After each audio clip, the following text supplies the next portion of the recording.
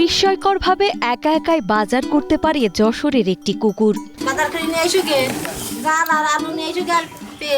মালিক ফর্দ করে দিলে অনায়াসে বাজারে গিয়ে একা একাই সব বাজার নিয়ে আবার বাসায় চলে আসে এই বিস্ময়কর কুকুরটি। বাড়ির কাছের বাজার হোক বা ৫ কিলোমিটার দূরের বাজার, ফর্দ দিয়ে বাজারের নাম বলে দিলে একা একাই বাজারে গিয়ে বাজার নিয়ে আবার ফেরত আসে এই প্রশিক্ষিত কুকুরটি।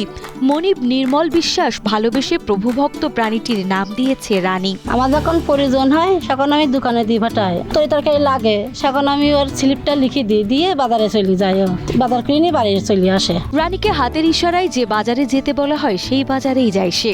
আশ্চর্যের বিষয়, শুধু বাজার নয়, যেদিন যে দোকানে যেতে বলা হয় সেখানেই যায় রানী। রানী এতটাই বাধ্য যে সামান্য কদিনেই বাজারের পাশাপাশি শিখেছে নানা কসরত। কুকুর আসে মাল নিয়ে যায়, কখনো টাকা দেয়, কখনো মালিক এসে টাকা দিয়ে যায়। যদি বলি যে ডান দিকে যাও, তাহলে ডানি চলে যাবে, রাজগঞ্জ ডানি, আর বামে কমলপুর, বামে দেখাই দিলে সে বামে যাবে। পশু পাখির প্রতি ভালোবাসা থেকে যশোরের মনিরামপুর উপজেলার কমলপুর জেলেপাড়ার বাসিন্দা নির্মল বিশ্বাস শহরের পালবাড়ি এলাকায় যান একটি গার্ড ডগ কিনতে, কিন্তু সেখানে গিয়ে কাঙ্ক্ষিত প্রাণী না পেলেও দেখা পান ফ্যামিলি ডগের। ভালোবাসা থেকেই ১৯,৫০০ টাকা দিয়ে বিদেশি প্রজাতির এই কুকুরটি কিনে আনেন তিনি।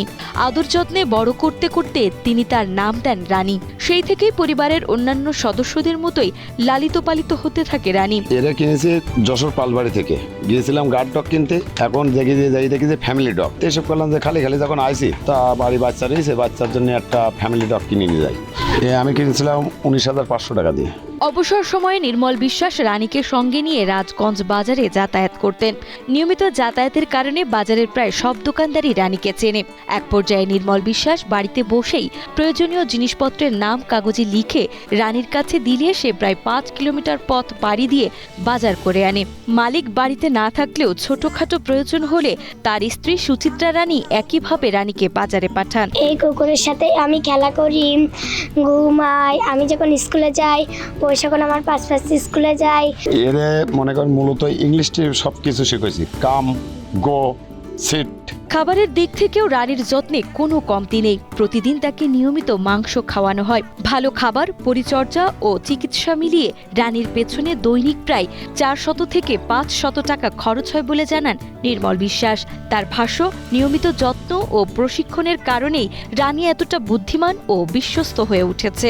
এই ধরেন দিন গেলেই ৪-৫০০ টাকা মাসে যা পড়ে এ মূলত মাংস খায়, মুরগির মাংস খায়। বাজার থেকে যখন আসে রাত ৯টার সময় আসে, ৯টা-৮টা বাজে, সেখন ওই একটা করে দুটো করে বুড়ি নিয়ে আসে, গরম পানি দিয়ে এরকম দিদি আর কাঁচা মাংস। রানীর এই অসাধারণ দক্ষতার কারণে দেশের বিভিন্ন জেলা থেকে মানুষ ছুটে আসছেন এই কুকুরটিকে এক নজর দেখতে।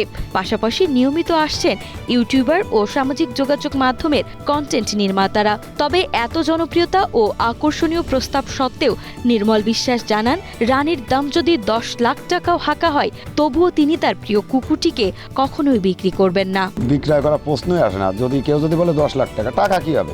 টাকার কোনো, আমি তো জীবনে বহুত টাকাটা শেষ করেছি, এই মনে করো আমার নেই, সেই বাড়ি চলবো। আমার আব্বা যদি এখন বিক্রি করতে চাই, তা আমি যত কান্দি কাটি হোক আমি এটা বেচতে দেবো না, কারণ এটা আমার বন্ধু।